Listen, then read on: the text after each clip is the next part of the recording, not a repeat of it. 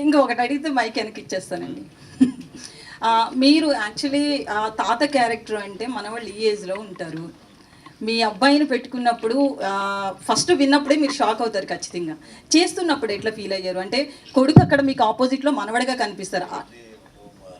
ఊరికి మనం అనుకుంటాం కానీ ఇక్కడ తండ్రి కొడుకు అని ఇచ్చిన క్యారెక్టరు డైలాగ్స్ వాడు ఏం చేస్తున్నాడు, మనం ఏం మాట్లాడుతున్నాం, ఆ క్యారెక్టర్లో మనం వెళ్ళిపోవటం. షార్ట్లో ఉన్నప్పుడు గౌతమ్ తండ్రి బిడ్డగా నేను తండ్రి చూస్తున్నాను, తాత అని వాడు ఇలా వచ్చి నోట్లో వేలేసుకుని తాత నాన్న నన్ను ఎక్కించుకొని. Acting is acting, performance is performance. You are an actor before the camera, you are an actor on the dais.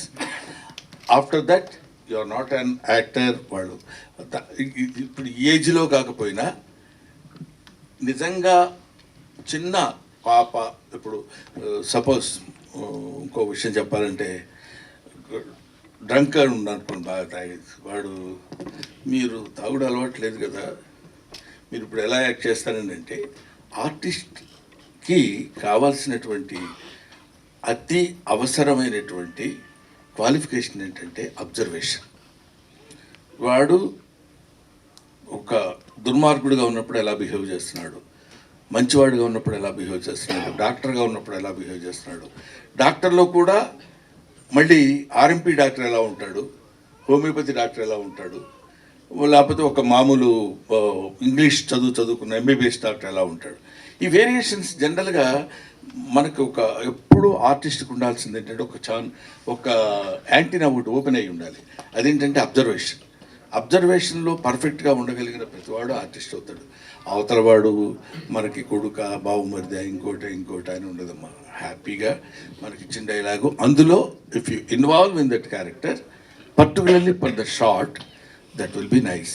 If shot is happy, if scene is happy, if scene is happy, every film is happy, automatically producer will be happy. Thank you. Brahmanandam garu sir, ఏమండి ఒకటిన్నర రెండు అయినట్టుంది కదా sir? చెప్పండి sir. Sir, ఈ భూమి మీద రక్త మాంసాల్లో నడిచిన one of the greatest actors ఎవరంటే బ్రహ్మానందం గారు. Thank you. మీకు ఇప్పుడు దాకా వచ్చిన అవార్డులు కానీ ముందు రాబోయే అవార్డులు కానీ ఏవి కూడా మీ గొప్పతనానికి సరిపోవని నేను అనుకుంటున్నాను. Very kind of you. మీ ముందు ఇలా మాట్లాడడమే ఒక ప్రివిలేజ్ నాకు. థ్యాంక్ యూ అండి. Thank you sir. అంటే మీ సినిమాలు చూస్తూ అసలు మా ఒక లైఫ్ని డిఫైన్ చేయాలంటే బ్రహ్మానందం గారి సినిమాలే డిఫైన్ చేస్తాయి మాకు చాలామందికి.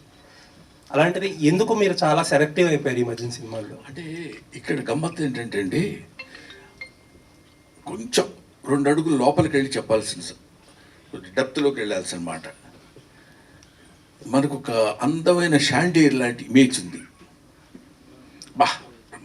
వాడు కనపడవాడు ఇప్పుడు మీరు చెప్పారే, దాన్ని రోజు ఆ షాండీర్ జాగ్రత్తగా మనం తుడుచుకుంటూ దాన్ని పాలిష్ చేసుకుంటూ అందంగా దాన్ని చూసుకుని చాలా బాగుంది అనుకోవటం వేరు.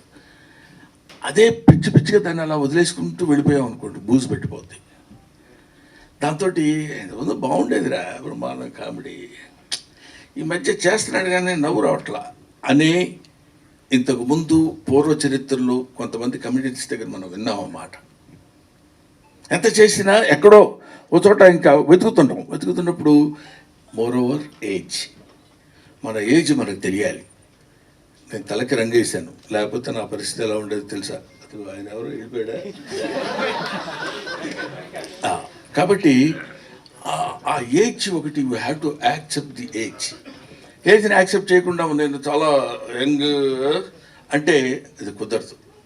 కాబట్టి ఇంతకుముందు చేసినంత యాక్టివ్గా కూడా నేను చేయలేకపోతున్నాను అన్న విషయం నాకు తెలుసు. నేను చేసే కామెడీ ఇంతకుముందులాగా ఎప్పుడంతసేపు కాడు కొట్టడం ఇవన్నీ చేసిన కామెడీయే చేస్తున్నాను, చేసిన క్యారెక్టర్సే నాకు రాస్తున్నారు. దీనివల్ల నాకు నా ఇమేజ్కి ఫర్ ఎవర్ గుర్తుపెట్టుకోవాలంటే కొన్ని మనం తగ్గించుకోవాలి అనే ఐడియా సెల్ఫ్ క్రిటిసిజంతో నేను తీసుకుంది.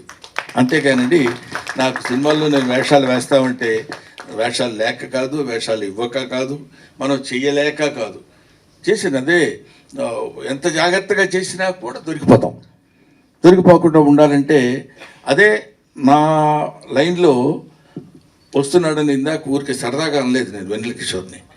వెన్నెల కిషోర్కి హీరో వేషాలు వచ్చినా ఇంకేమైనా వచ్చినా ఇక్కడ ఇది మనం చేస్తే లాభం లేదు వద్దు అనుకుని తన లైన్ తను చూసేసుకుని వెళ్ళిపోవటం. That criticism, self criticism is more necessary. ఇప్పుడు వీడు ఆల్మోస్ట్ 20 years అయింది, 15 years అయింది వచ్చని, మా ఇద్దరి మధ్య ఎందుకు అది. ఇప్పుడు నేను ఆ విషయం చెప్పొచ్చో లేదో తెలియదు, కానీ కమ్ముల శేఖర్ సినిమా,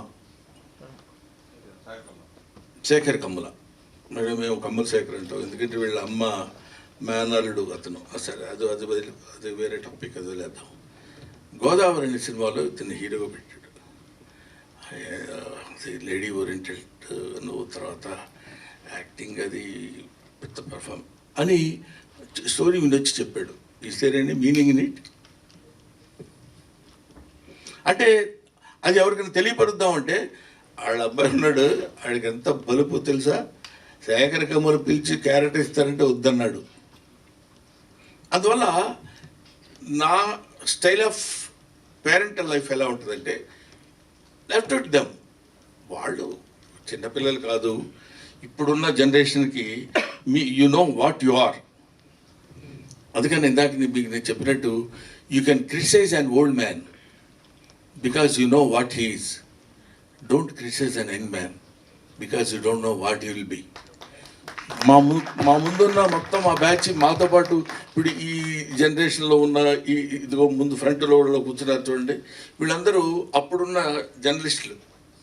ఇప్పుడు వెనకాల కుర్రోళ్ళు వచ్చారు, వాళ్ళందరూ తర్వాత వాళ్ళు ఎంత గొప్ప వాళ్ళు అవుతారో, ఒక్కొక్కళ్ళు ఎలాంటి స్టేజ్కి వెళ్తారో మనకు తెలియదు. ఏం తెలుసమ్మా నీకు, 30 సంవత్సరాల నుంచి ఉన్నాను తెలుసా ఇక్కడ ఇండస్ట్రీలో, 40 years ఇండస్ట్రీ, ఇట్లాంటివన్నీ బోర్డులు పెట్టుకు తిరగడానికి కాకుండా ఎప్పటికప్పుడు మనల్ని మనం చెకప్ చేసుకుని సెల్ఫ్ క్రిటిసిజం ఉన్నాడు ఎప్పుడైనా. అందువల్ల నేను సినిమాలు కొంచెం తగ్గించి జాగ్రత్తగా చేసుకోవడం లేదు సార్. ఇంకో విషయం సార్, ఇప్పుడు చాలామంది మాలో చాలామందికి అలవాటు ఏంటంటే రోజంతా ఏం చేసినా, ఏ పని చేసినా, ఏ సినిమాలు చూసినా, ఏం వర్క్ చేసుకున్నా సాయంత్రం పడుకునే ముందు బ్రహ్మానందం కామెడీ సీన్స్ అని చెప్పో, లేకపోతే ఎంఎస్ నారాయణ గారి కామెడీ సీన్స్ అనో ఇలా యూట్యూబ్లో ఒక అరగంట పెట్టుకుని భోజనం చేస్తానో లేకపోతే పడుకునే ముందు చూసి పడుకోవడం అనేది చాలా అలవాటు.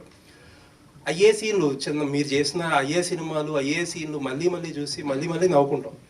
బట్ ఈ మధ్య వచ్చిన సినిమాలు ఆ ఫస్ట్ రోజు సినిమా థియేటర్లో చూసినప్పుడు డెఫినెట్లీ నవ్వుతాం.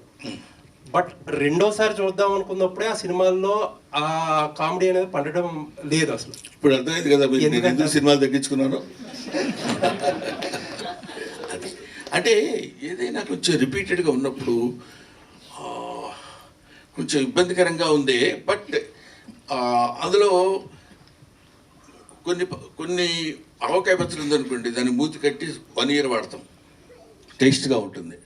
అదే కొబ్బరి చట్నీ లేకపోతే ఇంకోటి పచ్చళ్ళు ఉన్నాయనుకోండి, అవి ఆ రోజుకే బాగుంటాయి. అని 2 చెత్త ఇవి అంటానికి లేదు. దీని టేస్ట్ దీనిది, దాని టేస్ట్ దానిది. కొంతటికి లాంగ్విటీ ఉంటుంది, కొంత ఉండదు. అది that depends upon the director as well as the writer.